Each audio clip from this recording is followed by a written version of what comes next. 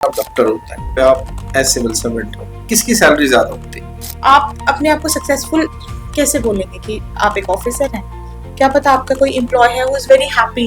अभी भी मेरी जिंदगी में अगर सबसे लीस्ट जो कंसर्निंग चीज है दैट इज मनी। बढ़िया दिन आपने चूज किया जिसमें सुबह से लेके शाम तक का आपका रूटीन कैसे रहता था पढ़ने का? आवर्स मैटर नहीं करते, क्वालिटी मैटर करती है। राइट। आप सुबह 4 बजे उठ के मे बी आपको उबासियां आ रही हैं, बट जस्ट बिकॉज आपने वो टाइम टेबल बनाया है, स्ट्रिक्ट टाइम टेबल है, वो आप उसको फॉलो नहीं कर पाओ। क्या आप मानती हैं कि करियर स्विच करना ज्यादा रिस्क है या ज्यादा ग्रोथ? एक जिंदगी है, इसमें अगर आप मेडियोकर जिंदगी जिएंगे, अब मैं रिस्क नहीं लिया तो फिर क्या लिया। Chanakya IAS academy Jammu centre ने इस सफर की शुरुआत आपने वहां से की है, तो हमारे साथ आपका सफर कैसा है? एक completely different फील्ड से आके starting from the scratch and just coming here and competing with those people, उन सभी लोगों के साथ जो 5-6 साल के अटेम्प्ट्स दे रहे हैं, कब से प्रिपेयर कर रहे हैं, 1-1.5 साल के अटेम्प्ट में बैठना एंड देन क्लियर करना, सब बहुत अच्छा सफर था। डॉक्टर को कोर्ट या ऑफिसर की कुर्सी? बहुत। Favourite Bollywood movie? मुझे लगता है आपने रिसेंटली कोई मूवी भी नहीं देखी है जो आपको याद ही भी है। हाँ। एक कॉम्प्लीमेंट जो आप कभी नहीं भूलेंगे? जब भी मुझे कोई मेरे ऑफिस में कॉम्प्लीमेंट करता है अबाउट माय बिहेवियर, मैम आपका बिहेवियर बहुत अच्छा है, तो मैं वो कभी नहीं भूलती। Hello everyone, welcome back to another episode of exceptional journey by वैस। मैं आपका होस्ट आपके सामने फिर एक बार हाजिर हूँ और आज ये एपिसोड बहुत स्पेशल है क्योंकि आज जिन गेस्ट को मैंने बुलाया ये मेरी स्टूडेंट रह चुकी हैं और बहुत गर्व महसूस करता हूँ। मैं 2024 बैच की डॉक्टर है, मैं जिनकी बात कर रहा हूँ doctor Rohini. Thank you so much Rohini, आप आए हो और हमारे पॉडकास्ट पे 4 चांद लगा दिया आपने। Thank you so much for coming. Welcome sir. सबसे पहले मुबारकबाद आपको कि हाल ही में आपकी मैरिज हुई है, बहुत बहुत मुबारक हो। मैं मेरी पूरी टीम की तरफ से आपको और आने वाले वक्त में आपको इंशाल्लाह हर वो चीज़ मिले जिसकी आप चाहत रखते हो, और यही शुभकामनाएं। Thank you so much sir. मुझे हर वो चीज़ आपसे जाननी है जो आज के एस्पिरेंट को चाहिए होगी, स्पेशली आपके मेडिकल फील्ड से काफ़ी सारे बच्चे शिफ्ट करते हैं, काफ़ी सारे बच्चे चाहते हैं कि वो सिविल सर्विसेज करें, तो हम उस बारे में ज़रूर बात करेंगे। सबसे पहले मैं रोहिणी जानना चाहूँगा कि आप बेसिकली जम्मू के रहने वाले हो? हाँ जी सर ऐसे मैं मेरा जो डिस्ट्रिक्ट है वो सांबा पड़ता है पर्टिकुलरली। मैं लोअर बीरपुर साइड से रहने वाली हूँ, तो हाँ आप मान सकते हैं कि विसिनिटी में। ओके। हम जैसे मैंने बोला कि आप डॉक्टर हैं और आप एक सिविल सर्वेंट हैं, मान लो ये दोनों टैग्स हम साइड रख देते हैं, अब हम आपको जानने की कोशिश करेंगे, तो कैसे आप अपने आप को इंट्रोड्यूस करोगे?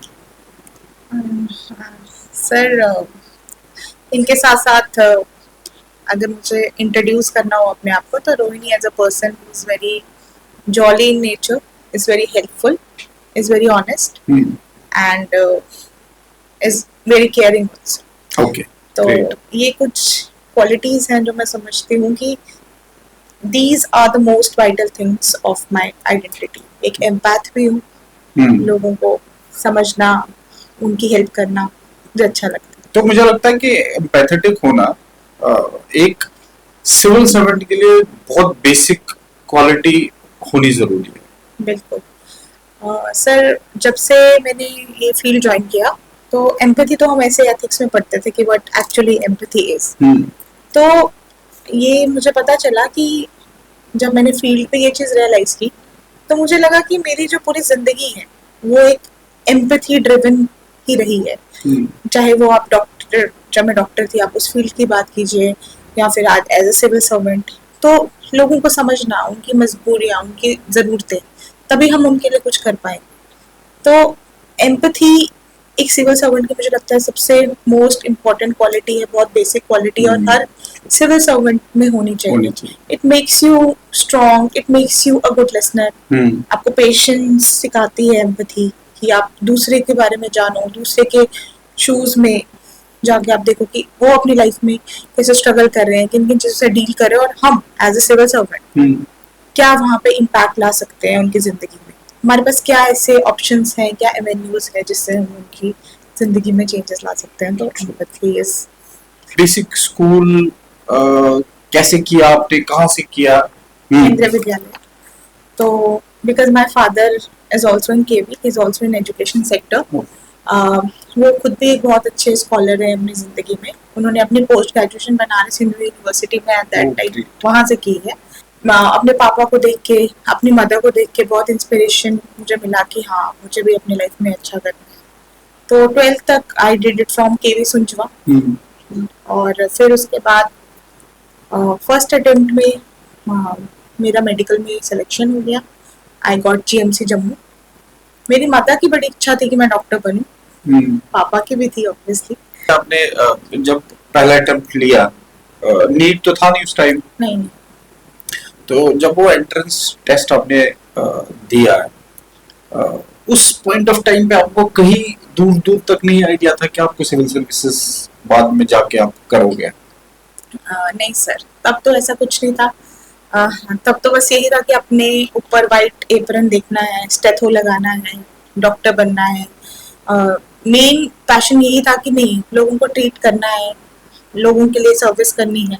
तो कभी ऐसा नहीं था कि हाँ कभी फ्यूचर में ये चीज़ रियलाइज होगी कि सिविल सर्विसेज की तरफ जाना है। तब तो एक ही जब मकसद था कि डॉक्टर बनना है, अपने नाम के आगे डॉक्टर लगाना है। तो मैं बहुत फैसिनेटेड थी इस प्रोफेशन से, और आज भी हूँ। आज भी जब मैं डॉक्टर्स को देखती हूँ तो I am so proud of them, and I always go back in time जब मैं भी इस एक बहुत ही अच्छे ब्रिलियंट प्रोफेशन का हिस्सा रही। तो आई thank almighty for giving me this opportunity कि मैं भी एमबीबीएस की पढ़ाई कर सकी। मैंने भी इंटर्नशिप की, फिर जूनियर रेजिडेंसी की। तो ये एक बहुत भगवान को इसका शुक्रिया था। रिसेंटली आपने देखा नीट का बच्चा इतना सारा 22 लाख 23 लाख 24 लाख लोग ने एग्जाम दिया, जिनका हो जाता है वो तो आगे बढ़ गए। जो बच्चों का सिलेक्शन नहीं होता है, क्योंकि आप एक डॉक्टर हो, तो सेकंड अटेम्प्ट लेना चाहिए उनको, नहीं लेना चाहिए? सर मैं ऐसा मानती हूँ कि हर एक मुझे लगता है स्टूडेंट का एक पर्सनल पर्सपेक्टिव हो सकता है इसके बारे में कि वो अपने कितने साल लाइफ के किसी पर्टिकुलर प्रोफेशन को डेडिकेट करना चाहेगा। जैसे अगर आप बहुत पैशनेट हैं उस एग्ज़ाम को क्लियर करने के बारे में, तो मुझे लगता है एटलीस्ट आपने 2 से 3 अटेम्प्ट तो एक एग्ज़ाम को देने चाहिए। क्योंकि जो the very first attempt which you get, कभी कभी एग्ज़ाम को समझने में, मे बी आपको उसका पैटर्न समझने में, वहाँ की इन्वॉल्वमेंट समझने में, ये शायद आपका फर्स्ट अटेम्प्ट कंज्यूम कर ले। ज़रूरी नहीं है कि हर एस्पिरेंट को फर्स्ट अटेम्प्ट में ही सक्सेस मिले। Most of the people do it, but कुछ लोग हैं जो नहीं कर पाते। तो ये मुझे लगता है इसमें हताश नहीं होना है कि हाँ मेरा फर्स्ट अटेम्प्ट में सिलेक्शन क्यों नहीं हुआ, बट हाँ give yourself another chance. 2 attempt 3 attempt लगाइए अपने पर्सपेक्टिव के हिसाब से कि आप कितने पैशन ड्रिवन है उस चीज के लिए। If you want to be a doctor, if you want to serve the nation, if you are too much passionate about wearing that white apron, जैसे मैंने कहा, जब मैंने अपना फर्स्ट अटेम्प्ट दिया तो मेरे दिमाग में था कि मैं एटलीस्ट 3 अटेम्प्ट्स तो इसमें लगाऊंगा। ये आपने पहले ही सोचा हुआ था कि शायद अगर मैं इस बार नहीं कर पाई तो मैं अगली बार भी दूंगी और उसके अगली बार भी दूंगी। तो फिर देखते हैं कहाँ तक मुझे डेस्टिनी ले जाती है। तो I was lucky enough to make it in the very first attempt, but कई लोग नहीं करते। बट मुझे लगता है 2 से 3 अटेम्प्ट्स तो लगाने चाहिए। तो ऐसा कुछ नहीं है ना। हम सोचते हैं एग्जाम की गलती थी, मेरा पेन नहीं चला, टाइम कम था, ये था, क्वेश्चन पेपर बड़ा टफ था, but I think you should accept कि हाँ इस बार मेरी वजह से ऐसा हुआ है। And do not expect too much कि हाँ मुझे निकालना ही निकालना है। अगर हो गया तो be flexible, enter into it. नहीं हुआ तो give it another chance. Confuse बच्चों को किस तरह अपनी क्लैरिटी लानी चाहिए? मुझे लगता है 10th के बाद जब हम अपने करियर ऑप्शंस चूज करते हैं ना, तो हम लोगों का जो मतलब सोचने का जो मतलब या फिर दुनिया को देखने का नजरिया या हमारे सोच का पैटर्न अभी भी इतना डेवलप्ड नहीं होता है। हमारे पास बस कुछ ऑप्शंस होते हैं, जैसे you have to choose between non medical और मेडिकल। उस टाइम पे फिर जो हम पे थोपा जाए या जो हमें लगे कि नहीं हमारे स्कोर में फिट इन करके हमें वहां तक पहुंचा रहा है, तो हम वही जो फील्ड है वो चूज करते हैं. But I think to choose a career and to choose a field, ये बहुत एक, मुझे लगता है एक बहुत वाइडर कॉन्सेप्ट है. आजकल आप देखेंगे कि 25 साल तक मे बी आप एक IITian है और उसके बाद आप एक अपना बिजनेस शुरू कर रहे हैं. आजकल बहुत कॉमन ऐसा हो. तो मुझे लगता है ये जो फ्लेक्सिबिलिटी ऑफ करियर ऑप्शंस है ये थ्रू आउट रहनी चाहिए. और पेरेंट्स के प्रेशर में ही आके नहीं कि वो मुझे डॉक्टर देखना चाहते हैं तो मैं डॉक्टर बनूं, या वो मुझे इंजीनियर देखना चाहते हैं या सिविल सर्वेंट देखना चाहते हैं. No, follow your own passion. क्योंकि किसी टाइम करियर एक ऐसी चीज है जो आपको मतलब 7 से 8 घंटा आपके दिन में लेता है उन 24 घंटों में से. अगर आप एक ऐसी फील्ड में है, may be you just make that exam, may be आप डॉक्टर बन गए, मे बी आप इंजीनियर बन गए, बट आपका पहले से ही उस साइड इंटरेस्ट नहीं है, तो उस 8 घंटे अपने पूरे दिनचर्या में से देना. 12 घंटे आप सो गए, अगर 12 चलो बहुत हो गया, 8 से 9 घंटे आप सो रहे हैं, बाकी आप अपना मिसलेनियस काम कर रहे हैं, वो 8 घंटे आपने उस चीज को देने हैं जिसके बारे में मतलब आप बहुत पैशनेट. अदरवाइज जैसे आप देखेंगे आजकल मेंटल हेल्थ के इश्यूज आ रहे हैं, लोग अपने करियर से ही परेशान हैं, anxiety, depression is getting so common. तो यही रीजन है कि हम अपने आप को जबरदस्ती उस फील्ड में जा रहे हैं where we do not belong. तो इसीलिए मुझे लगता है one should be very flexible. और इसमें भी आपने अपनी सेल्फ इंट्रोस्पेक्शन करनी है कि क्या मैं सच में डॉक्टर बनना चाहता हूँ, क्या मैं सच में इंजीनियर बनना चाहता हूँ. अगर मुझे अपनी लाइफ के 30-40 ईयर्स इसको देने हैं तो whether I'll be able to do it or not. Yes. क्या मुझे ग्रेटिफिकेशन मिल रही है, कंटेंटमेंट मिल रही है. अगर नहीं मिल रही है तो flexible enough to change it at any point of time, no pressure. जब आपने एग्जाम दिया था इसके लिए MBBS का और आपका रिजल्ट आया उस टाइम को, और जब आपका सिविल सर्विसेज का रिजल्ट आया उस टाइम का, पहले MBBS का जानना चाहेंगे कि उस टाइम स्टेट ऑफ माइंड था, कहाँ थे आप, क्या किया आपने और कैसे रिजल्ट शेयर हुआ? आप बस पेपर दे के आते हैं and you just don't know what the result is going to be. एक शेल में हमारा रिजल्ट आता था हर दिन. हाँ, डेली एक शेल में, तो हर दिन वो पेपर देखना. तो ऐसा हुआ कि जिस दिन रिजल्ट डे था हम उसको बहुत फॉलो कर रहे थे, बट रिजल्ट डे के दिन ही हमने उसको फॉलो नहीं किया अच्छे से. तो I got a miss call from my chemistry teacher at that time. तो मतलब कोई 5-6 मिस कॉल्स थी एंड मैंने सोचा ऐसे कैसे इतना सुबह सुबह कौन क्यों फोन कर रहे हैं. तो later on I got to know कि मेरा नाम आ गया है लिस्ट में. तो आई थिंक वो एक ऐसा टाइम था, वो मुझे लाइफ में लगा क्योंकि कभी इतनी बड़ी अचीवमेंट की नहीं थी. पेरेंट्स खुश, आसपास नेबर्स खुश, तो ऐसा लगा कि यार मतलब बहुत बड़ी चीज अचीव की. तो उस टाइम से अपने आप को विजुअलाइज करना कि हाँ अब मैं डॉक्टर फाइनली बन गई. उस दिन फिर मैं अपने पेरेंट्स के साथ अपना फर्स्ट एप्रन और स्टेथो लेने गई, जो हमें फर्स्ट फ्रॉक नहीं लेना होता है. तो वो एक बहुत ना, मैं बता रही हूँ आपको, एक बहुत इमोशनल एक्सपीरियंस था मेरे लिए. बट अब मैं अगर सेकंड वाले इसकी बात करूँ, JKS की बात करूँ, तो JKS was more of like a responsibility for me to clear now. Because ऐसा था क्योंकि मेडिकल से थी तो कहीं ना कहीं पेरेंट्स को भी डर था कि आपने एक कम्प्लीटली डिफरेंट फील्ड से आके starting from the scratch and just coming here and competing with those people, उन सभी लोगों के साथ जो 5-6 साल के अटेम्प्ट्स दे रहे हैं, कब से प्रिपेयर कर रहे हैं, 1-1.5 साल के अटेम्प्ट में बैठना एंड देन क्लियर करना. तो मुझे एक थोड़ा सा उस टाइम लगा कि एक प्रेशर डेवलप हो गया कि नहीं, at least I have to make to this examination. If I am not able to, what am I going to do. But फिर भी यही था मेरी लाइफ का एक सेल्फ इंट्रोस्पेक्शन वाला पार्ट, जिसमें खुद को समझाती थी कि ठीक है, अगर नहीं होगा तो कोई बात नहीं, MBBS डिग्री है ना. तो एक करियर चॉइस है. तो ये भी नहीं था कि नहीं करना ही करना है, बट ये था कि हाँ अपना बेस्ट लगा देना है, चाहे जो मर्जी हो जाए. और सबसे बड़ी बात मैं समझती हूँ दोनों चीजों में, चाहे वो MBBS हो चाहे वो KS हो, इंटेंशन मैटर्स. आप किस इंटेंशन से उस पोस्ट को लेना चाहते हैं. मेरे लिए MBBS में आना वाज सर्विंग पीपल, उनका इलाज करना, उनके लिए टायरलेसली काम करना. मेरे लिए ब्यूरोक्रेसी में भी यही था, बट एक वाइडर एंगल से मैं उसको देख रही थी. अपनी मुझे पब्लिक सर्विस डिलीवरी करनी है, but at a wider scale. तो वो इंटेंशन हमेशा से रहा था. शायद अगर वो इंटेंशन मेरा फ्लॉड होता या कहीं से वो इंटेंशन वैसा नहीं होता कि और ये बस इंटेंशन यही होता कि पेपर क्लियर करना है और सबसे प्रेस्टिजियस एग्जाम में इंटर करना है, लोगों को दिखाना, तो शायद मे भी नहीं हो पाता। तो इंटेंशन वाज ऑलवेज क्लियर। तो यही दो चीजों ने मुझे लगता है हेल्प किया है। बट एक एग्जाम आपने दिया है जो 12वीं में, जब 16 17 18 साल का होता है इंसान, और वो पास किया आपने, एक किया, मतलब सारी चीजों को कंसिडरेशन में रखते हुए आप मुझे बताओ कि आपका, और ईमानदारी से, आपका जेकेएस रिजल्ट आना या आपका एमबीबीएस का रिजल्ट आना, अभी जब आप सोचते हो, जब आप आंखें बंद करते हो, तो आपको क्या लगता है कि किस इन दोनों रिजल्ट में एक में सबसे ज्यादा खुश कब हुए थे आप?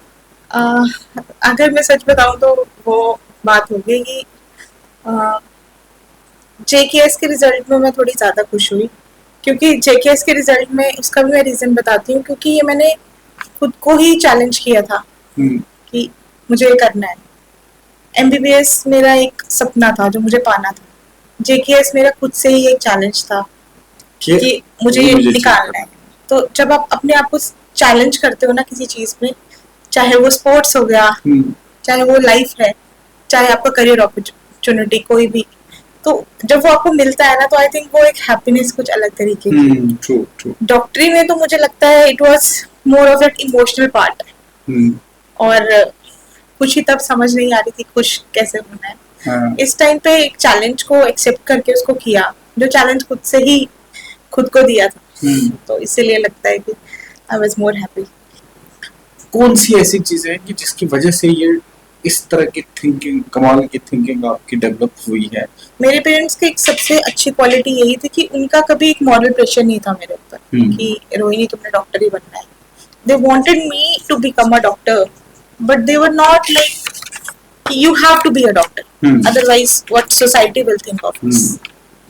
आजकल की जो मुझे लगता है जनरेशन खुद भी सोचती है कि ये मेरे रिलेटिव्स मेरे बारे में क्या सोचेंगे कि मैं फेलियर हूँ, या ये मेरे पेरेंट्स ने इस चीज पे बिल्कुल फोकस नहीं किया कि रिलेटिव्स क्या सोचेंगे या दुनिया क्या सोचेगी। They were like pursue your passion, but ये है कि आप वेल सेटल्ड हो जाओ, no matter what profession it is.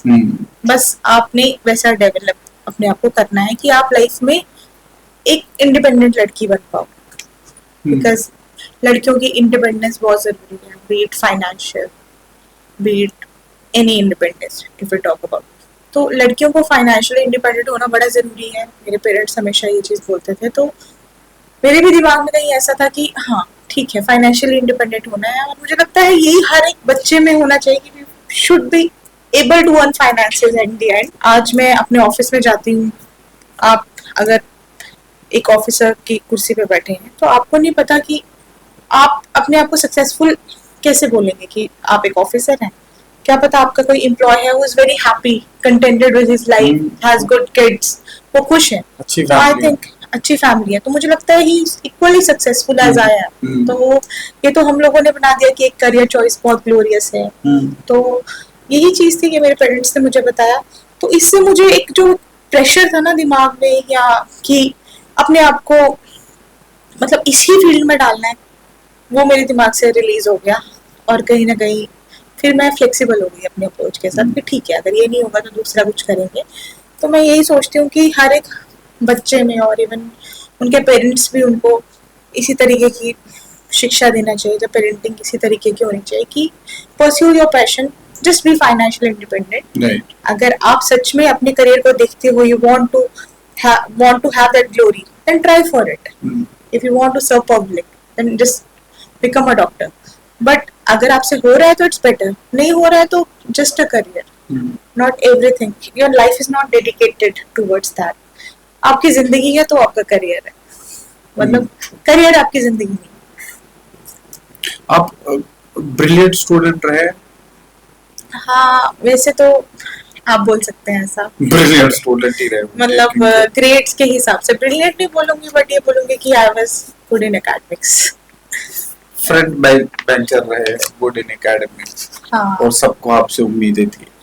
हाँ, उम्मीदें तो थी कि मे बी अच्छा करेंगे, क्योंकि 10th में अच्छा स्कोर किया, फिर 12th में किया, तो कहीं ना कहीं टीचर्स को, पेरेंट्स को, सबको उम्मीद थी। पेरेंट्स को तो थी कि हाँ कुछ अच्छा करेगी, ये जिंदगी में अच्छा करेगी। वही एक रीजन था कि जब मैंने अपना फील्ड ट्रांजिशन किया तो उन्होंने बोला if you want to do this आप कर सकते हो, कोई नहीं, आप अच्छा ही कर जो भी करो, वो चीज़ है। और आगे ये चीज़ मुझे और खुशी देती है कि आगे I have very supportive in laws also, मेरे करियर को इवन आगे भी सपोर्ट करते हैं। आप चाहे वो मेरे हस्बैंड हो या इन-लॉज हो तो वो भी मेरे करियर को लेके बहुत सपोर्टिव, तो ये चीज़ भी खुशी देती है। Chanakya IAS academy Jammu centre ने इस सफर की शुरुआत आपने वहां से की है, तो हमारे साथ आपका सफर कैसा रहा? सर बहुत अच्छा सफर था, just starting from the scratch.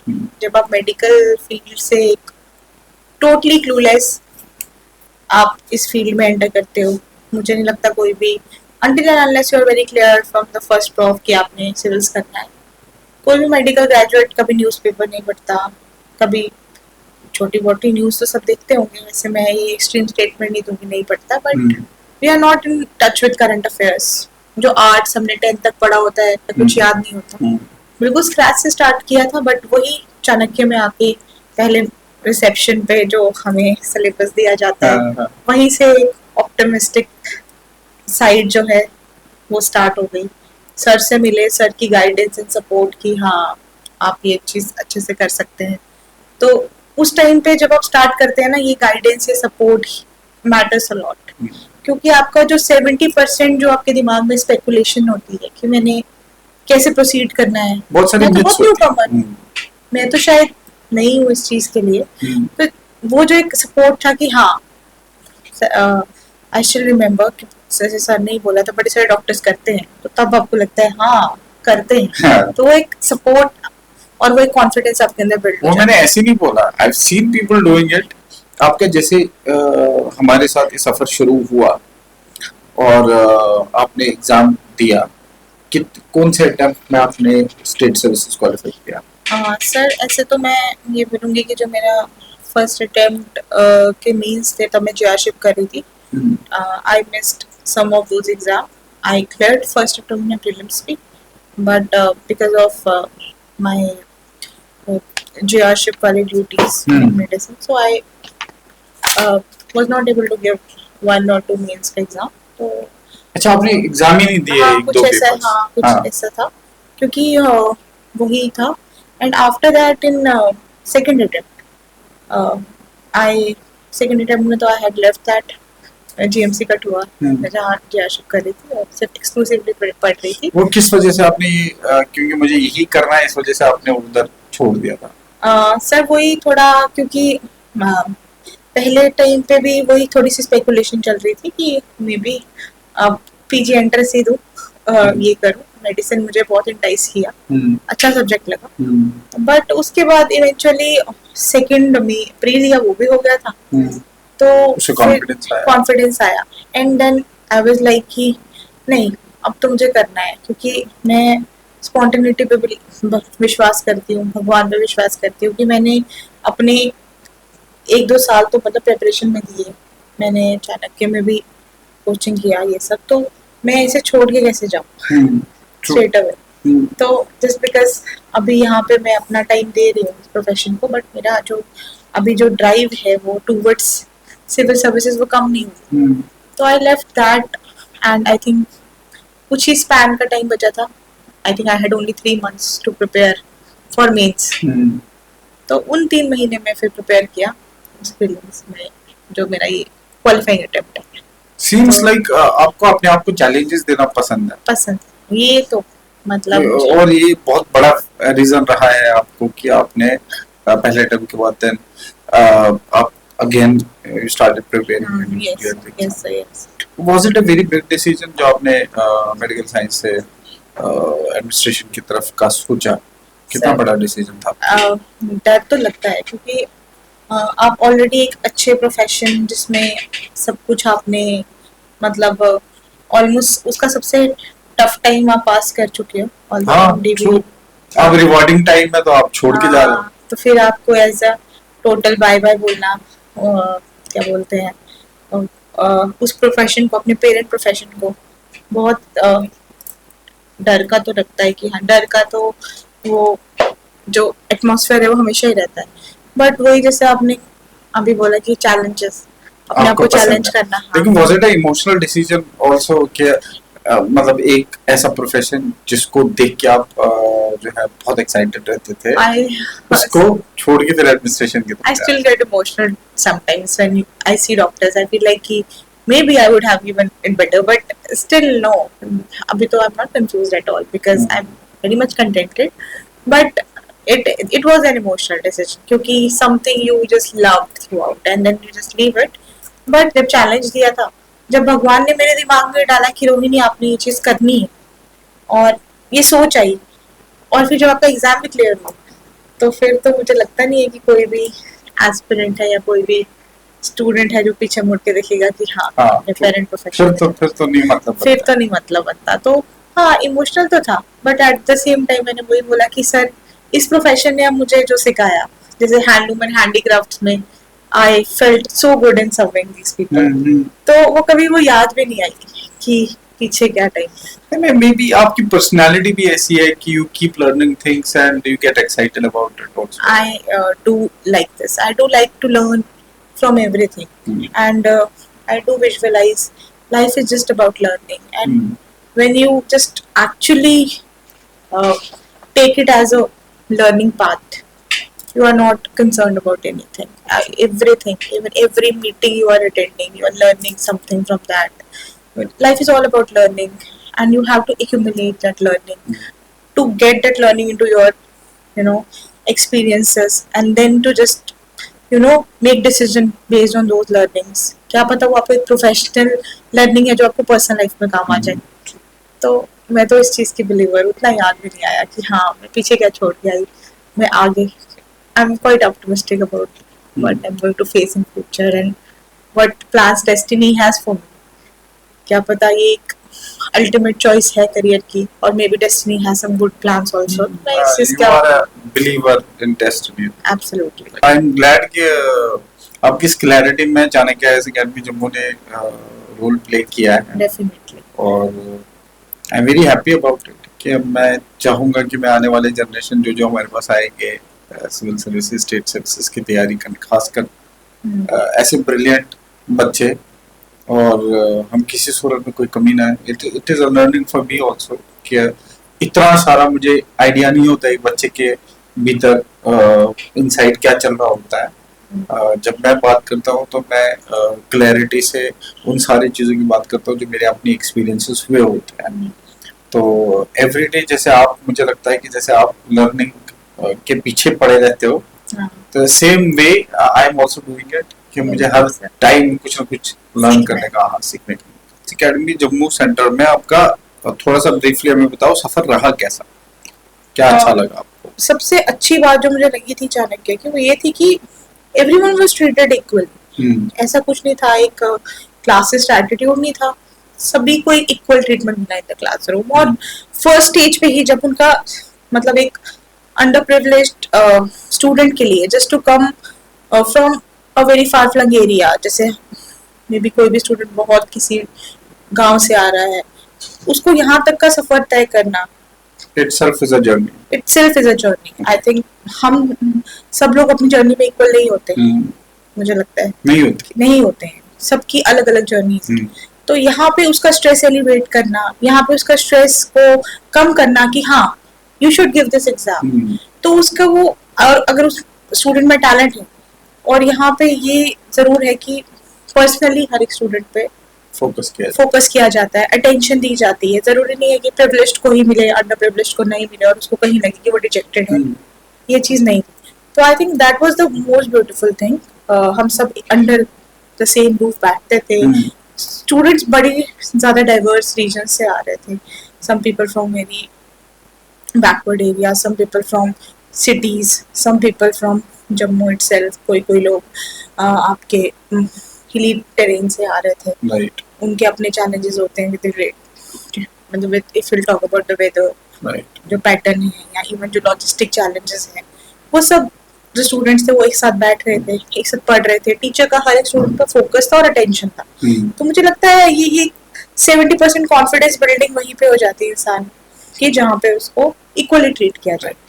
तो आई think that was the most beautiful part. क्या आपको ऐसा लगता है कि आपको किसी सूरत में पहले सिर्फ यूपीएससी पे फोकस करना चाहिए था एक आधा अटेम्प्ट? सर यूपीएससी पे फोकस क्योंकि एग्जाम का सर जो आप अगर यूपीएससी का मैग्नीट्यूड लो एग्जाम का वो खुद में ही बहुत बड़ा है। तो उस मैग्नीट्यूड में अगर मैं अपने बारे में ऐसा सोचूं डायरेक्टली जंप करती तो क्या पता उस हाई लेवल ऑफ कंपटीशन ने मेरा मोरल थोड़ा नीचे डाउन कर देना था। तो मैंने इसलिए केएस को भी स्टार्ट किया। Although UPSC was always the priority, दिमाग में तो लगता था कि यूपीएससी ही करना है। For that matter I finished another subject also, but state services इसलिए चूज किया क्योंकि कंपटीशन थोड़े कम एस्पिरेंट्स के साथ था। तो एटलीस्ट एक मोरल बन जाए, एक सेल्फ कॉन्फिडेंस बिल्ड हो जाए और साथ ही साथ थोड़ा सर्विसेज का भी पता चले कि एक्चुअली पब्लिक सर्विसेज हैं क्या। तो अगर कभी लाइफ में लगे कि नहीं इससे हायर अप जाना है तो UPSC is always there. But मैं पहले ही इतने बड़े समुद्र में छलांग नहीं मारना चाहती थी क्योंकि मैं वही बात है, चैलेंजेस मुझे पता है पर आउट ऑफ रेंज चैलेंज लेने से डर तो लगता ही था। हाँ, लेकिन देखो आप क्योंकि मेडिकल साइंस के फील्ड के स्टूडेंट रहे हो, आप डॉक्टर रहे हो, तो नॉर्मली जब एक बच्चा यूपीएससी में जाता है तो वो सिविल सर्विसेज से पहले स्टेट सर्विसेज इसलिए अटेम्प्ट करता है क्योंकि उसको लगता है कि मेरे पास बैकअप, मतलब suppose I clear state services first, second round में मैं यूपीएससी जाऊंगा क्योंकि पहले कुछ तो हाथ में होना चाहिए। नॉर्मल एक टेंडेंसी है बच्चों की कि एक नौकरी होगी, थोड़ा कॉन्फिडेंस आएगा, then I go for the higher services. आपके केस में आप ऑलरेडी मेडिकल साइंस के स्टूडेंट रहे हो तो आपको बैकअप का तो कोई प्रॉब्लम था ही नहीं।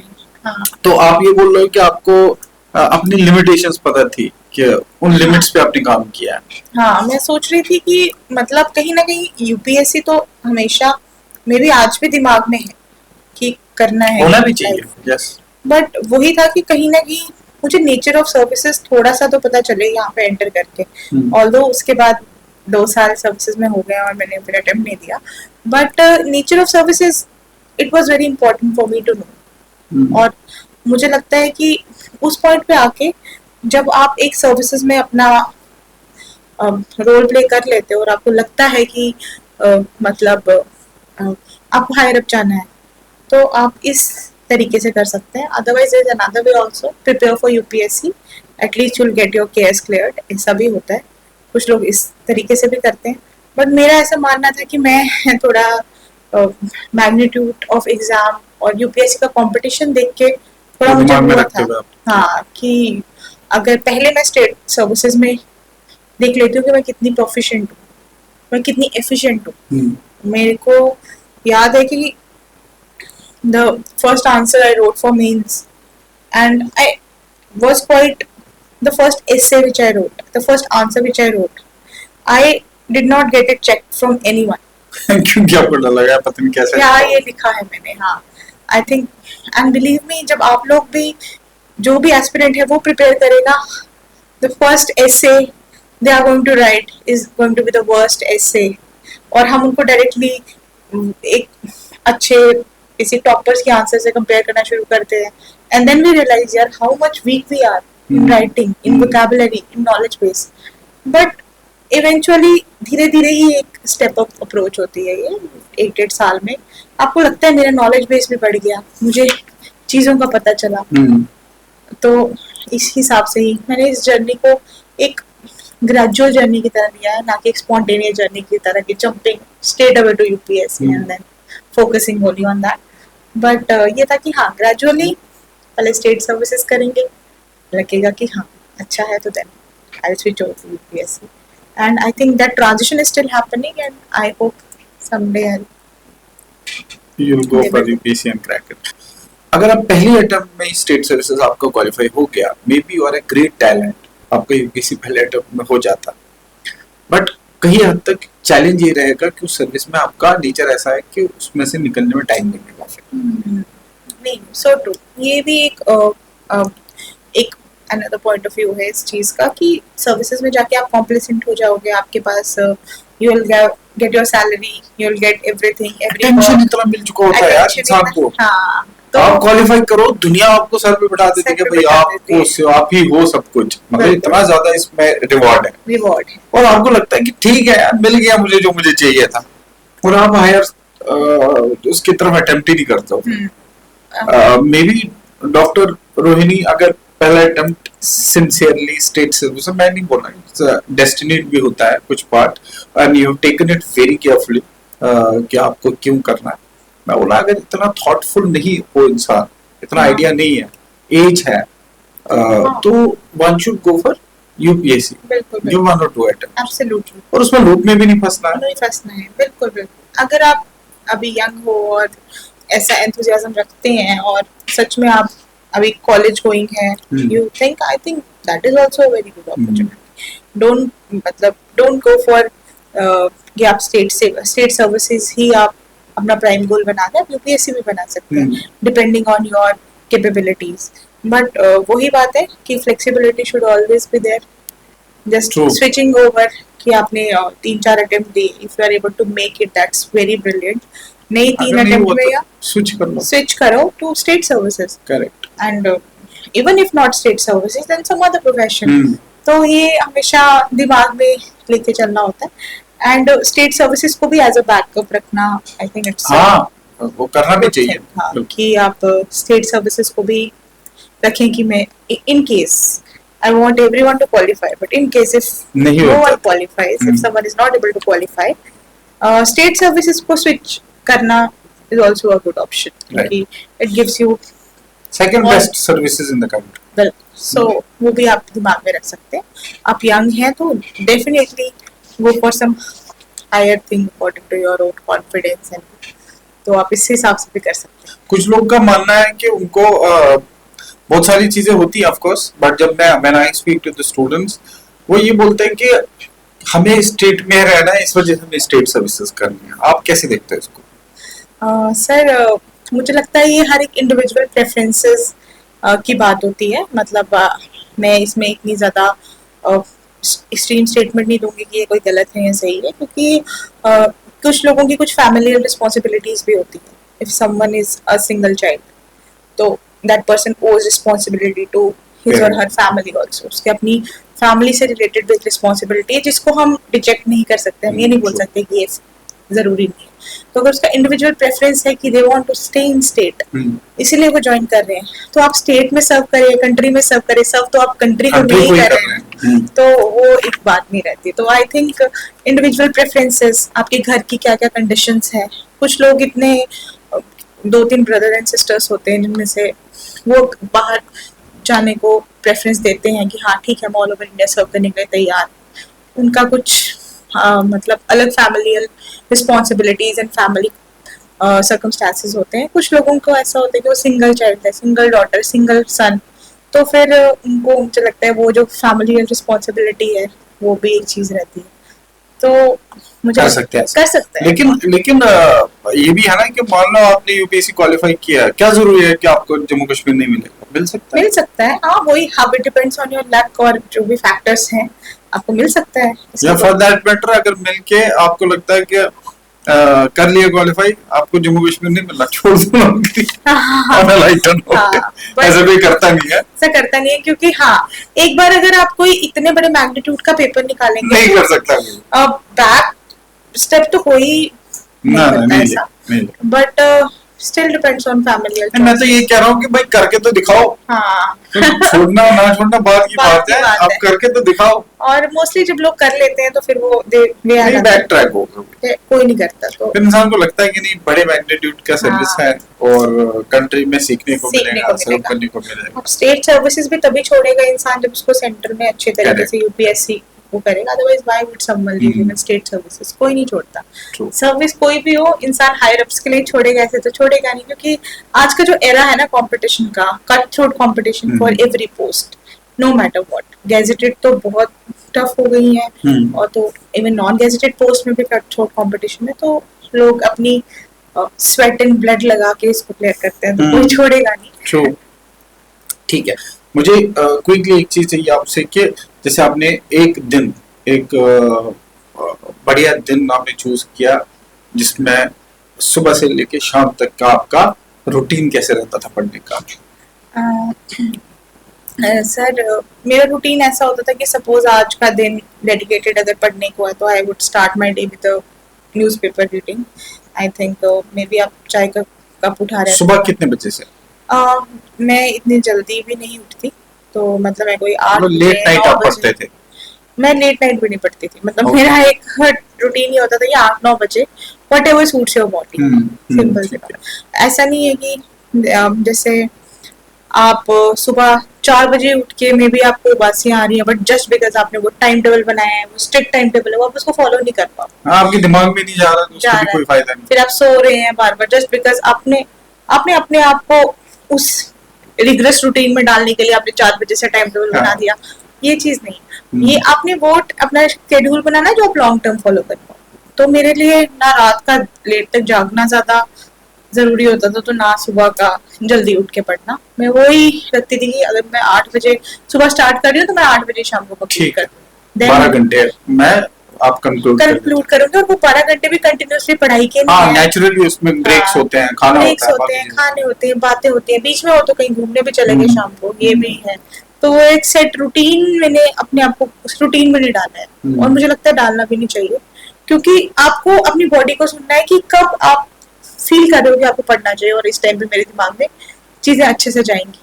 मे बी आप एक रेनी डे है, मॉनसून चल रहा है, अच्छी सी बारिश हो रही है, आपको लग रहा है कि नहीं आज मैं कुछ ऐसी चीज पढ़ती हूँ जो मुझे लॉन्ग टर्म दिमाग में स्टोर हो, तब आपने ऑप्शनल को 2 घंटे दे दिए. ठीक है. तो मेरे को लगता है ये इस तरीके का. और अगर ऐसे एक अच्छा दिन बताए तो प्रोडक्टिव 8 बजे न्यूज़पेपर के साथ स्टार्ट हो, उसके बाद फिर आप 9-10 बजे तक खुद ही अपना फ्रेश वगैरह होते हैं, ब्रेकफास्ट करते हैं. 10 से 12 बजे तक आपने अपना मे बी आप जो भी GS पेपर पढ़ रहे हैं, GS1 GS2 आप वो पढ़ें.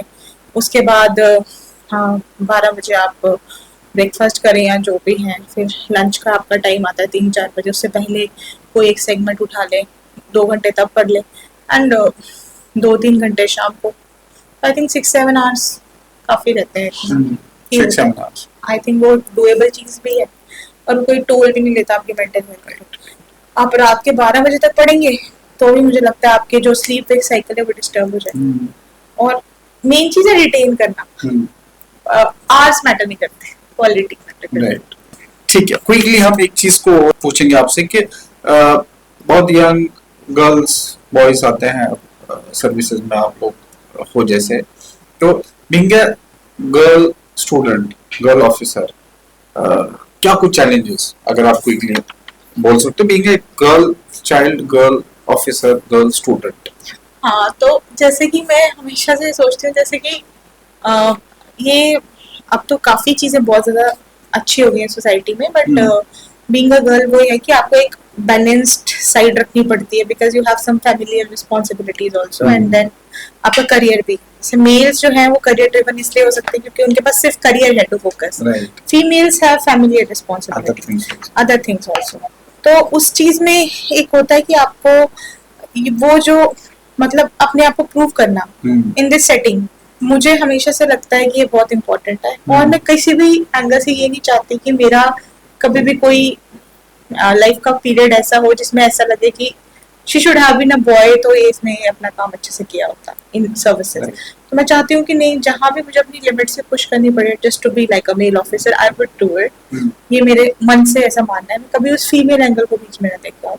तो टफ फिर भी फीमेल्स के लिए रहता ही है क्योंकि family responsibilities, and for that you need a good support from your family. मैंने पहले भी बोला मेरे पेरेंट्स हमेशा सपोर्ट करते थे, and today I am a newly married girl, तो I have a very strong support from my in-laws. मेरे जैसे इन-लॉज हैं वो भी बहुत सपोर्ट करते हैं, मेरे अपने पेरेंट्स बहुत सपोर्ट करते हैं. They enjoy my profession. मेरे हस्बैंड बहुत सपोर्टिव है को लेके. तो क्या होता है कि आपके लिए फिर जर्नी बहुत आसान हो जाती है when you have supportive family. आपके पेरेंट्स, आपके इन-लॉज, आपके हस्बैंड जब आपको सब सपोर्ट करें, then there is my brother जो भी हमेशा एक पिलर ऑफ स्ट्रेंथ रहे हैं मेरे लिए. मुझसे छोटे हैं बट हमेशा एनकरेज किया. तो जब ये सब चीजें साथ चलती हैं तो एक फीमेल ऑफिसर जो है वो अच्छे से अपने आप को इन सर्विसेज में डिलीवर कर पाती है. एंड यंग फीमेल्स, अब तो सिस्टम बहुत अच्छा हो गया होगा, एंड इवन आपने देखा होगा लड़कियां बहुत अच्छा कर रही हैं हर फील्ड में, इवन ब्यूरोक्रेसी में हाँ ऑफ कोर्स, हर बिल्कुल फील्ड कर रहे में हैं, बिल्कुल कर रहे दे आर हैं। मतलब टॉप पोजीशंस पे टॉप आप देखोगे पोजीशंस। तो बहुत जगह पे है। मैं एक चीज और ऐड करना चाहता हूँ कि जैसे आपने बोला कि everybody is supporting you, everybody supported you well. एक बहुत इंपॉर्टेंट है जो एक स्टूडेंट को समझना चाहिए, वो ये कि वो सपोर्ट भी आपको आपकी वजह से ही मिलता है। कि आप सिंसियर थे, आप डेडिकेटेड थे, आप कुछ करके दिखाना चाहते थे, एवरीबडी सॉ दैट, और किसी भी सूरत में कोई उसमें आपको प्रॉब्लम नहीं आने देगा फिर। मतलब that support system is there but it becomes strong when they see your intention, your intent to do it. तो बच्चे ये सोचे कि मुझे वो सपोर्ट नहीं करता, ये सपोर्ट नहीं करता, करेंगे मतलब कर भी रहे होंगे, बट जब आपका इंटेंट इतना स्ट्रांग जाए, आप उनको पढ़ के दिखाओ, आप उनको जैसे आप पढ़ते होंगे तो आई एम श्योर कि आपके पेरेंट्स जब आपको पढ़ते देखते होंगे तो आपस में कई बार उन्होंने बोला होगा कि हमें बड़ा गर्व है हमारी बेटे पे कि इतना मेहनत से पढ़ रही है, तो फिर उनको रिजल्ट की तो वैसे भी चिंता नहीं होती ऐसे बच्चे पे। तो that you earn that support also. तो सारे लोगों को ये समझना चाहिए कि ये सब अर्न कर किया जाता है। बिल्कुल। अभी पता चला कि बच्चा पेरेंट पे ही जो है हर चीज डालता है कि पेरेंट ने सपोर्ट नहीं किया। Of course that is important, parent को सपोर्ट करना चाहिए, बट वो आपको वो सपोर्ट के साथ साथ और स्ट्रांग होता जाएगा जब आपका इंटेंट बेहतर दिखे। अब एक फन क्वेश्चन है, फन क्वेश्चन ये है कि जैसे इस लेवल पे अगर आप डॉक्टर होता है और इस लेवल पे आप एज सिविल सर्वेंट हो, तो मेरी खुद की नॉलेज के लिए, हमारी ऑडियंस के नॉलेज के लिए, किसकी सैलरी ज्यादा होती है? Doctor obviously. डॉक्टर की ज्यादा होती है। हाँ, अब पैसा आपके माइंड में नहीं कभी रहा है फिर? नहीं, पैसा तो मुझे लगता है बट जरूरत है ना, इट्स अ बेसिक नेसेसिटी, वो तो है, बट मतलब कभी भी ऐसा नहीं था कि मेरा जो लाइफ का चॉइस है या मेरे लाइफ का prime goal is to earn. अच्छा, अगर होता तो शायद मे बी डॉक्टरी में ज्यादा पैसे कमाते। वैसे कितना पैसा होता है डॉक्टरी में इस टाइम, और कितना आपकी सैलरी इस टाइम? हमारी सैलरी तो सर वही लेवल 8 के स्केल में जितना पड़ती है। और डॉक्टरी में कितनी होती है? डॉक्टरी में तो यू स्टार्ट, इवन अगर आप एमओ मेडिकल ऑफिसर भी चाहते हैं तो यू स्टार्ट फ्रॉम लेवल 9 और 10 से स्टार्ट करते हैं आप। तो सैलरी भी अच्छी है, वर्क्स भी अच्छे हैं, एंड देन लेवल 9 10 होता है। हां 10 9 या 10, I think 10, I think it's 10, level 10 से स्टार्ट करते हैं। तो हमारी but money was never the goal, it was never the priority. अभी भी मेरी जिंदगी में अगर सबसे लीस्ट जो कंसर्निंग चीज है वो पैसा, हाँ, जिसके बारे में कभी वरी करूंगी, दैट इज मनी। एंड मुझे लगता है इतना आपके पास पैसा होना चाहिए कि आपका बेसिक नीड जो है वो सक्सेसफुल हो रही है, you are able to eat healthy, आप अच्छा खा पा रहे हैं, आप अपने मेडिकल बिल्स भर पा रहे हैं, आप एक अच्छा, you have nice home, I think that's more than enough. अगर आप, क्योंकि nature has enough for everyone's need but not for anyone's greed, ये चीज होती है। तो आप ग्रीडी होगे तो उसकी तो कोई लिमिट नहीं है। अगर आप, और बेसिक नेसेसिटीज के लिए you don't need too much money, तो मनी वाज नेवर। और इसका खुशी से भी कोई नाता दूर दूर तक बिल्कुल नहीं होता, बिकॉज आई हैव सीन, जब आप, even if you have a lot of money, but even if अगर आपके loved ones they are not in a better state of health, आपकी घर पे चीजें अच्छे से नहीं चल रही, वो इन्वायरमेंट आपकी फैमिली का अच्छा नहीं है, तो आई थिंक मनी बहुत फुटाइल लगता है। ऐसा किसी काम का फिर है नहीं। हाँ, कितने लोगों के कितने बिल्स हॉस्पिटल में ही भरे जाते हैं, तो तब भी वो कंटेंटमेंट नहीं आती। तो इसीलिए मुझे लगता है अगर आप इसको प्राइम गोल बनाएंगे तो आई थिंक ये बहुत गलत चीज़ है। आपको हैप्पीनेस को प्राइम गोल बनाना, को ग्रेटिफिकेशन। आज हम इस ओहदे पे हैं कि हम लोगों की मदद कर सकते हैं, उनकी खुशी से जो ग्रेटिफिकेशन मिलती है, मुझे लगता है no amount of money can match that. अब आप न्यूली मैरिड है, एक और एडिशनल रिस्पांसिबिलिटी, ऑफ कोर्स इंसान शादी से पहले डिफरेंट होता है, डिफरेंट रिस्पांसिबिलिटीज होती है। अब आपकी शादी के बाद डिफरेंट चीजें आप मैनेज कर रहे हो, तो कैसे बैलेंस कर रहे हो आप? सर मतलब मुझे लगता है वही जैसे पहले बोला, इफ यू हैव सपोर्टिव, आपके मम्मी पापा सपोर्टिव है, आपके इन लॉज आपके सपोर्टिव है, आपके हस्बैंड सपोर्टिव है, तो मेरे लाइफ में आई एम वेरी हैप्पी कि मेरी अपने, चाहे मैं अपनी फैमिली साइड से बोलूँ, मेरे पेरेंट्स, मेरे ब्रदर, या अपने इन लॉज के साइड से बोलूँ, और मेरे हस्बैंड और मेरी मतलब इन लॉज के मम्मी पापा जो हैं, और मेरे अपने हस्बैंड, वो बहुत सपोर्टिव हैं इस चीज़ को लेकर कि आई एम एन ऑफिसर। वो मुझे हमेशा हर दिन यही चीज़ बताते हैं। वो खुद भी बहुत एथिकल हैं, मेरे हस्बैंड खुद बहुत एथिकल है कि आपको हर चीज़ के बारे में एथिकल होना है। मेरा मोरल बूस्टिंग करते हैं कि हाँ, आप बहुत बड़ी चीज, वीक ना हो। तो ये एक बहुत अच्छी चीज़ है। तो ऊपर वाले का गिफ्ट है, ये गिफ्ट है, कि और आपके स्पाउस जो है आपको सपोर्ट करे, हर सूरत में खड़े रहे आपके साथ। हर एक लड़की का मुझे लगता है, और इवन कहीं ना कहीं लड़कों का भी, जो मेन सपोर्ट है उनके बेटर हाफ से ही आता है। Of course. और if they are supporting you, और मुझे मेरा ऐसा मानना है कि कोई एक लाइफ की जर्नी होती है, and marriage is a very vital part, personal grounds पे भी। तो अगर आपका बेटर हाफ आपको अच्छे से सपोर्ट कर रहा है, तो आप अपना 100% अपने वर्क प्लेस पे दे पाएंगे। बट वही अगर सपोर्ट कहीं से भी लैकिंग है, तो मुझे लगता है वही आप 25% में नहीं दे सकते। तो आई फील कि everyone should get a better support system in their lives, and I wish for it. आपका जैसे, चलो हमने बहुत बात कर ली सर्विसेज की, बहुत सीरियस टॉपिक्स हमने डिस्कस किए हैं। अदरवाइज आपका जैसे मन नहीं है एग्जाम पढ़ने का, या मन ऑफिस में कई बार ऑफ टाइम मिल जाता है, तो क्या इंटरेस्ट है आपके, कैसे आप टाइम स्पेंड करते हैं? सर, मुझे म्यूजिक सुनना बहुत पसंद है। Like I can listen to music all day long. किस तरह का म्यूजिक सुनते हैं? मैं मतलब मेरी म्यूजिक टेस्ट बहुत डाइवर्स है। I can listen to English pop, मेरे को इंडियन क्लासिकल भी पसंद है, मेरे को मतलब पुराने गाने या नए जो भी है, बस I just listen to it, और मुझे बहुत रिफ्रेशिंग लगता है। मतलब लाइक मुझे लगता है ये म्यूजिक के बिना तो मेरी जिंदगी अधूरी है। तो म्यूजिक, हाँ, क्योंकि वो एक ऐसे होता है कि हर एक का एक डोपामिन रिलीज म्यूजिक है। कुछ लोगों को चॉकलेट्स अच्छे लगते हैं, कुछ लोगों के लिए स्ट्रेस रिलीविंग चीज मेरे को म्यूजिक लगता है, बिकॉज तो इसलिए मेरा इंटरेस्ट बहुत है लिसनिंग टू। आप गाते भी हो? हाँ, मैं गाती हूँ, और मैंने प्रयाग संगीत समिति से 3 ईयर का डिप्लोमा भी किया इंडियन क्लासिकल म्यूजिक। मतलब गाने का? हाँ, क्लासिकल, इंडियन क्लासिकल। तो ये बहुत एक कम चीज है जो नहीं पता। मेरे तो नॉलेज में कोई ऐसा इंसान नहीं है नहीं, बट जिसने इस तरह की कोई जो है प्रोफेशनल डिग्री। हाँ, मतलब म्यूजिक आपके लिए बहुत इम्पोर्टेंट चीज है। म्यूजिक तो मेरा लाइफ का बहुत वाइटल पार्ट है। फेवरेट सॉन्ग आप बता दो, आपका कौन सा है? एक सॉन्ग है, हर तरफ हर जगह हर कहीं पे है, हाँ उसी का नूर। ये एक मूवी है पुरानी, उससे गाना मुझे बहुत अच्छा लगता है। ओके, तो हम तो लोगों को बोलेंगे कि उस गाने को जरूर सुने आपको। हाँ। एक क्वेश्चन है जो रिसेंटली बड़ी वो रही है, अफरा तफरी रही है एक तरीके से, पेपर लीक्स को लेके, जो एक इशू है, बहुत बड़ा इशू है। 22 लाख 24 लाख लोग एग्जाम दे रहे हैं, फिर इस तरह का लीक का इशू आता है, और जो मोरल डाउन कर देता बच्चे का, जो होना नहीं चाहिए हुआ है उसको। आई एम श्योर हमारी सरकार ने काफी सारे कड़े कदम उठाए भी हैं, तो आप कैसे देखते हो इसको?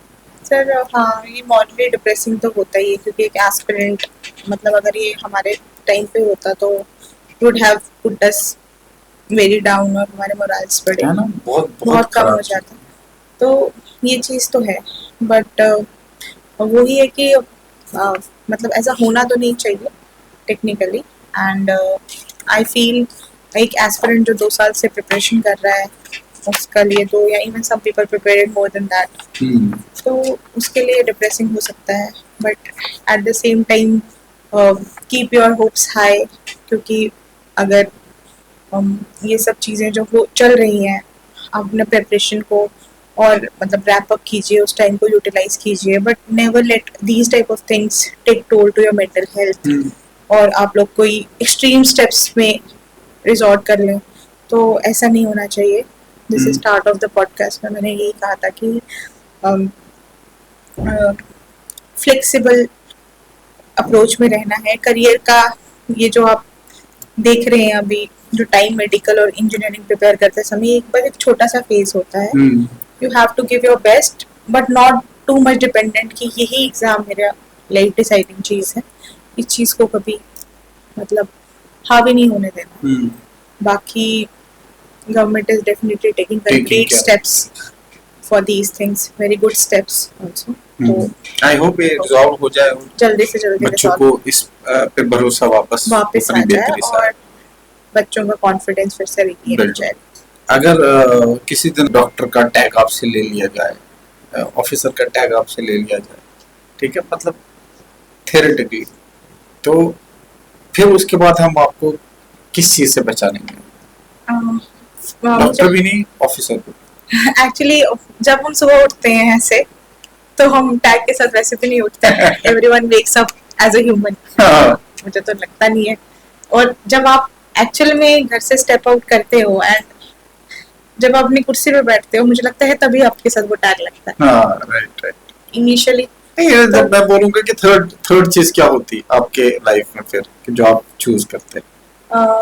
फिर I am a good human being and obviously a good singer, a good person, a good singer ज्यादा अच्छा रहता है। ऑब्वियसली या it would have been a good singer, क्योंकि आपको उसमें मजा आता है।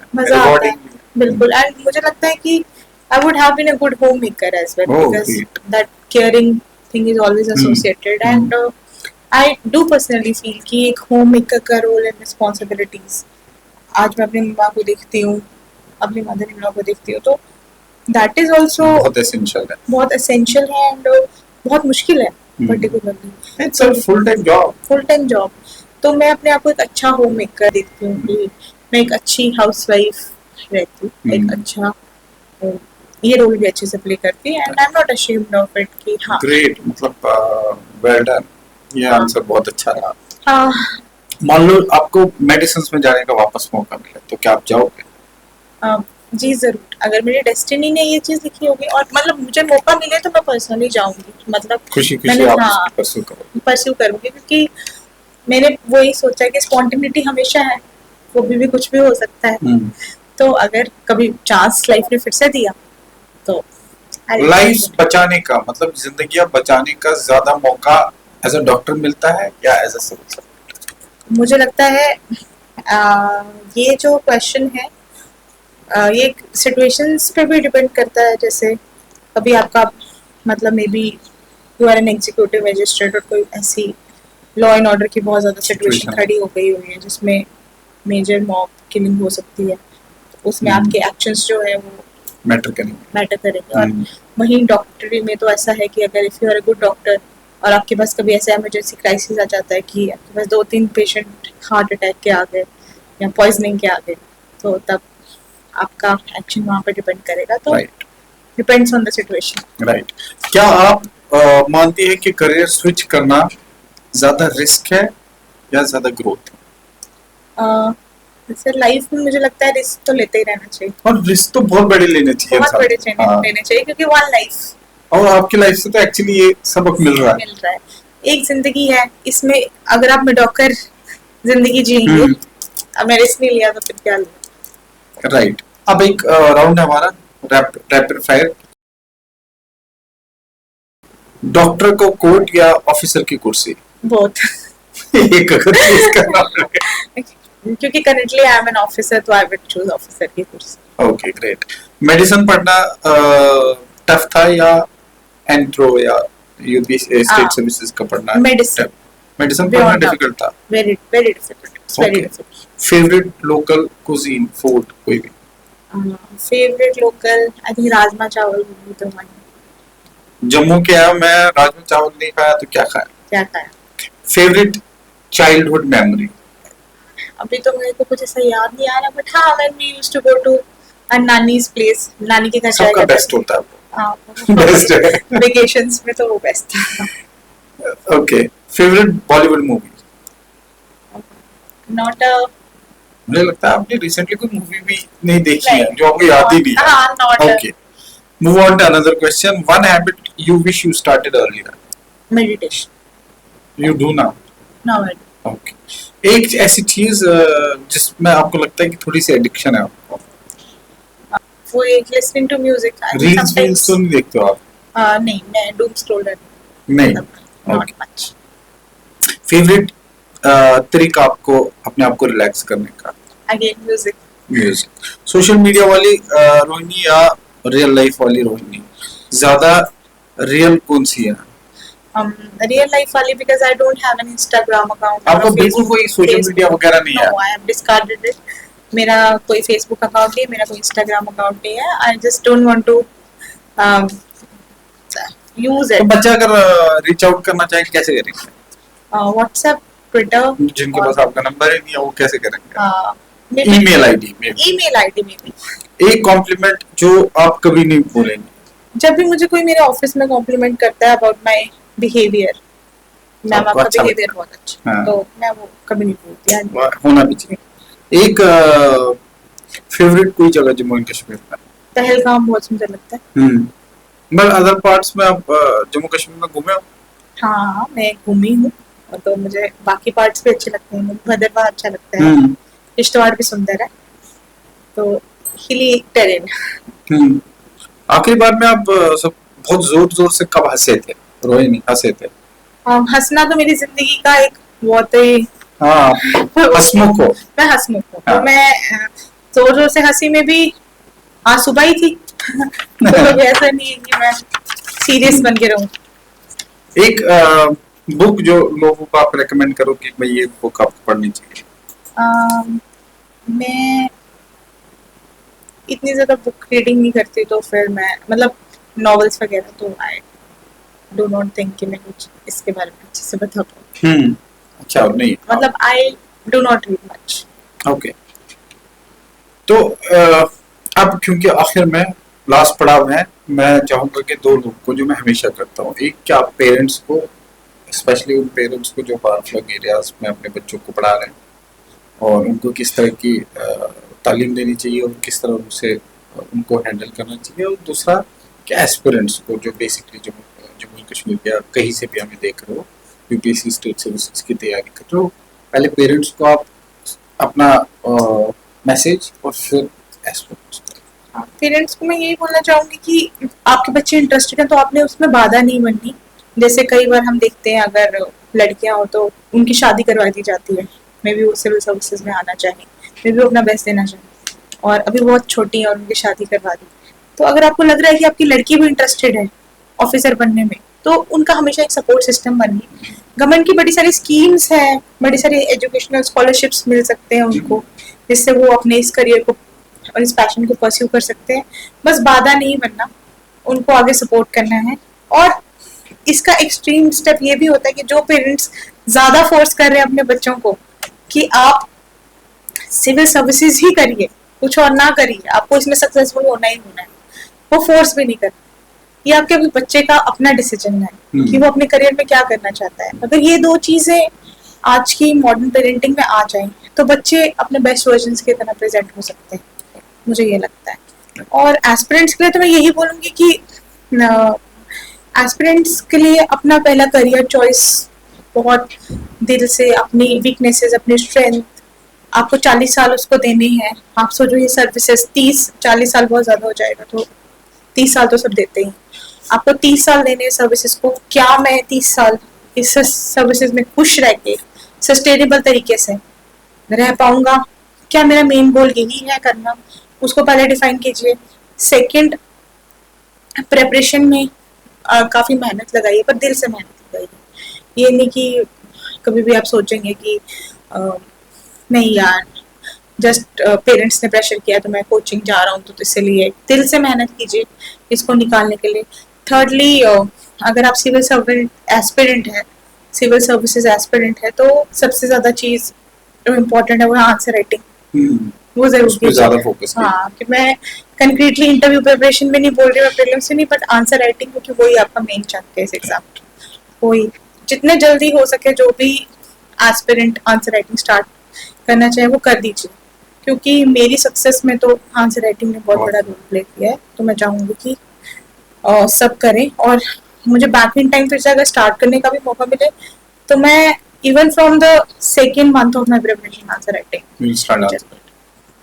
मेरे लिए इससे ज्यादा रिवॉर्डिंग नहीं हो सकता कि एक मुझे मतलब एक एहसास है जो मुझे मेरे साथ हमेशा चलता रहता है कि एक बच्चा जिसको मैं एज ए स्टूडेंट देखा, हाँ। उसका जर्नी देखा और मेकिंग देखी पूरी, और किस किस्म की मेहनत आपने लगातार थ्रू आउट की है। मैं हकीकत बोल रहा हूँ आप सारे बच्चों को कि हमने जितनी भी आज बातें की हैं, यकीन माने जो इसमें स्ट्रगल रहा हो, जो बच्चा स्ट्रगल पॉइंट ऑफ व्यू से कभी भी सोचता हो, जो इस पूरी जर्नी में वो चाहे मेडिकल साइंस की पढ़ाई करना, फिर डिसीजन लेना कि मुझे यूपीएससी स्टेट सर्विसेज क्वालिफाई करना है, एक प्रोफेशन से दूसरे प्रोफेशन में, और उस प्रोफेशन में एक अटेम्प्ट के बाद दूसरे अटेम्प्ट देना और फिर क्वालिफाई करना, ये आसान है नहीं। और इसमें इतने सारे चैलेंजेस उन्होंने फेस किए हैं। आई हैव विटनेस सम, और आई एम श्योर कि जो मैंने विटनेस किया है और कहीं ज़्यादा उससे ज़्यादा चैलेंजेस रहे हैं। और मैं बहुत खुश हूँ कि अल्टीमेटली आपने वो चीज़ अचीव की है जो आप चाहते थे। इतनी मेहनत, इतनी ईमानदारी, इतनी क्लैरिटी, मैं 100% श्योर हूँ कि बच्चे जब आप सुनेगा, आपको एक एस्पिरेंट सुनेगा तो उसको लगेगा कि किस तरह की क्लैरिटी उसको सिविल सर्विसेज, स्टेट सर्विसेज में चाहिए होगी। मैं साथ ही सारे लोगों को बोलना चाहूँगा कि एक ऐसी कॉन्वर्सेशन थी जो very close to my heart, जो मैं खुद करना चाह रहा था खुद के लिए भी, क्योंकि मैंने इनको इस करियर में बढ़ते देखा है आगे। मैंने इनके बहुत सारी चीज़ें देखी हैं इसकी जर्नी में, तो इंटरेक्शन हमेशा होते रहे हैं। और मैं आई एम वेरी प्राउड कि ऐसे इसी वजह से, इन्हीं बच्चों की वजह से हम यहाँ हैं, और हमें लगता है कि हमें और थोड़ा सा फर्दर काम करना चाहिए बच्चों के लिए। Thank you so much. और साथ ही सारे लोगों को मैं रिक्वेस्ट करना चाहूँगा कि आप इस पॉडकास्ट को ज़्यादा से ज़्यादा लोगों तक पहुँचाएं। जैसे आप लोगों ने प्यार दिया उसी तरह प्यार देते रहे और खुश रहे। और I am sure next time जब हम आएंगे तो एक डिफरेंट स्टोरी लेके आएंगे आप लोग के लिए। Till then, thank you so much.